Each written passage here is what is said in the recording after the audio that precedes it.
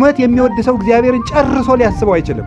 ለምእመናንም ሊያስብላቸው አይችልም ደመወዙ እስካልጎደረ ድረስ። ታዲያ ሰው መንኩሶ ዘሩን ካረሳ፣ መንኩሶ ጎጡን ከጠቀሰ፣ ጳጵሶ ዘረኝነትን የሚቆጥር ከሆነ የት አለ ቢያገባ ይሻለው? ስላወቁ መናገርና አውቆ መናገር ልዩነት አለው። ያወቅከውን ሁሉ ልትደፋበት አይገባም። እግዚአብሔርን ለማገልገል ወንዱም ሴቱም ካህን ነው።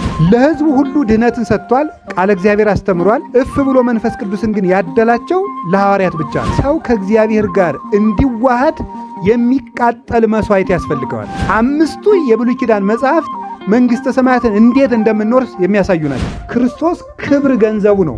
የትነት ገንዘቡ ነው። ኃይል ገንዘቡ ነው። ሕይወት ገንዘቡ ነው። ለዚህ ነው እኔ ትንሣኤና ሕይወት ነኝ ያለ። ከመላእክት ማንን ነው በቀኝ የተቀመጥ ያለው? እግዚአብሔር። ወልድን ግን በቀኝ የተቀመጥ ብሎታል። ስለዚህ ወልድ ከአባቱ ጋር ያለ ዘላለማዊ ገዢ ነው፣ ዘላለማዊ ንጉሥ ነው። በጎችን በቀኝ ፍየሎችን በግራ አቆማለሁ፣ ያን ጊዜ መላእክትን አስከትዬ እመጣለሁ ብሏል። ሁለት ነገርን፣ ሁለት ባህሪያትን አዋሃዶ የያዘ እርሱ ምን ይባላል? ክርስቶስ ይባላል።